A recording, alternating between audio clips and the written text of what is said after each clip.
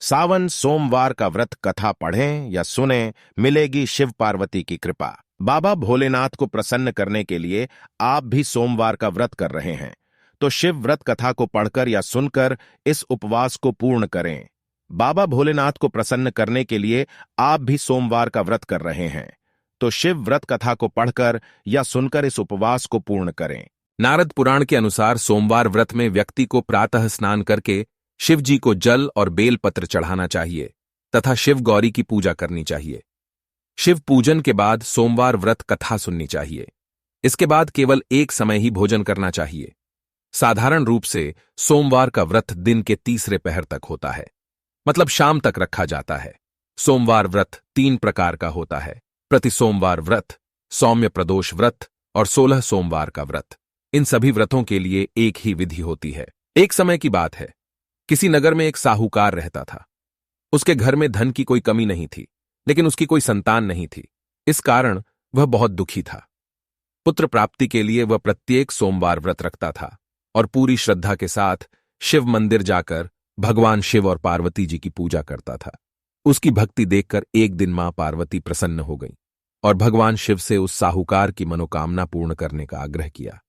पार्वती जी की इच्छा सुनकर भगवान शिव ने कहा कि हे पार्वती, इस संसार में हर प्राणी को उसके कर्मों का फल मिलता है और जिसके भाग्य में जो हो उसे भोगना ही पाडी डीडीता है।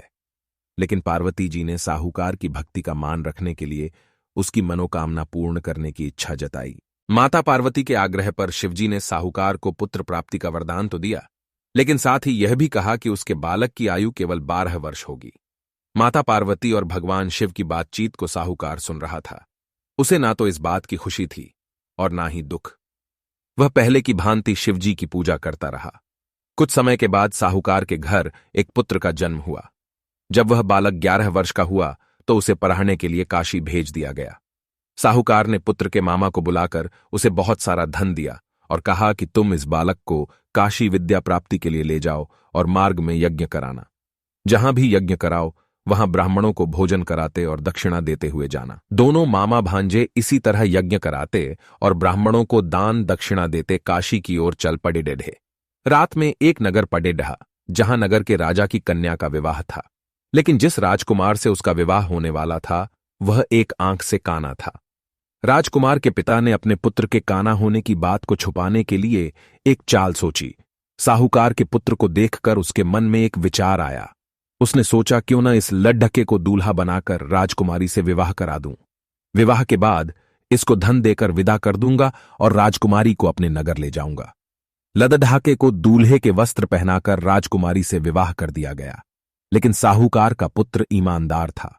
उसे यह बात न्याय संगत नहीं लगी। उसने अवसर पाकर राजकुमारी की चुन्नी के पल्ले पर लिखा कि तुम्हारा विवाह तो मेरे साथ हुआ है, लेकिन जिस राजकुमार के संग तुम्हें भेजा जाएगा वह एक आंख से काना है। मैं तो काशी पढ़ने जा रहा हूं। जब राजकुमारी ने चुन्नी पर लिखी बातें पढ़ी तो उसने अपने माता पिता को यह बात बताई। राजा ने अपनी पुत्री को विदा नहीं किया, जिससे बारात वापस चली गई। दूसरी ओर साहूकार का लड्डे डाका और उसका मामा काशी पहुंचे और वहां जाकर उन्होंने यज्ञ किया। जिस दिन लड्डे की आयु 12 साल की हुई उसी दिन यज्ञ रखा गया। लड्डे ने अपने मामा से कहा कि मेरी तबीयत कुछ ठीक नहीं है। मामा ने कहा कि तुम अंदर जाकर सो जाओ। शिवजी के वरदानुसार कुछ ही देर में उस बालक के प्राण निकल गए। मृत भांजे को देख उसके मामा ने विलाप शुरू किया। संयोगवश उसी समय शिवजी और माता पार्वती उधर से जा रहे थे। पार्वती ने भगवान से कहा, स्वामी, मुझे इसके रोने के स्वर सहन नहीं हो रहा। आप इस व्यक्ति के कष्ट को अवश्य दूर करें। जब शिवजी मृत बालक के समीप गए तो वह बोले कि यह उसी साहूकार का पुत्र है जिसे मैंने 12 वर्ष की आयु का वरदान दिया। अब इसकी आयु पूरी हो चुकी है। लेकिन मातृभाव से विभोर माता पार्वती ने कहा कि हे महादेव, आप इस बालक को और आयु देने की कृपा करें, अन्यथा इसके वियोग में इसके माता पिता भी तरेडी आप तडे एचपी कर मर जाएंगे। माता पार्वती के आग्रह पर भगवान शिव ने उस लड्डे चके को जीवित होने का वरदान दिया। शिवजी की कृपा से वह लड्डे ढाका जीवित हो गया। शिक्षा समाप्त करके लड़का मामा के साथ अपने नगर की ओर चल दिया। दोनों चलते हुए उसी नगर में पहुंचे जहां उसका विवाह हुआ था। उस नगर में भी उन्होंने यज्ञ का आयोजन किया। उस लड्डहाके के ससुर ने उसे पहचान लिया और महल में ले जाकर उसकी खातिरदारी की और अपनी पुत्री को विदा किया। दोस्तों, अगर हमारी कहानी आपको अच्छी लगती है तो प्लीज हमें सपोर्ट करें। हमारे चैनल को लाइक करें, सब्सक्राइब कर ले, ताकि आने वाली वीडियो सबसे पहले आपको मिलती रहे। धन्यवाद। इधर साहूकार और उसकी पत्नी भूखे प्यासे रहकर बेटे की प्रतीक्षा कर रहे थे। उन्होंने प्रण कर रखा था कि यदि उन्हें अपने बेटे की मृत्यु का समाचार मिला तो वह भी प्राण त्याग देंगे, परंतु अपने बेटे के जीवित होने का समाचार पाकर वह बेहद प्रसन्न हुए। उसी रात भगवान शिव ने व्यापारी के स्वप्न में आकर कहा, हे श्रेष्ठी, मैंने तेरे सोमवार के व्रत करने और व्रत कथा सुनने से प्रसन्न होकर तेरे पुत्र को लंबी आयु प्रदान की है।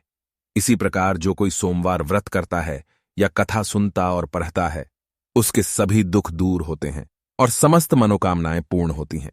दोस्तों, अगर हमारी कहानी आपको अच्छी लगती है तो प्लीज हमें सपोर्ट करें। हमारे चैनल को लाइक करें, सब्सक्राइब कर ले, ताकि आने वाली वीडियो सबसे पहले आपको मिलती रहे। धन्यवाद।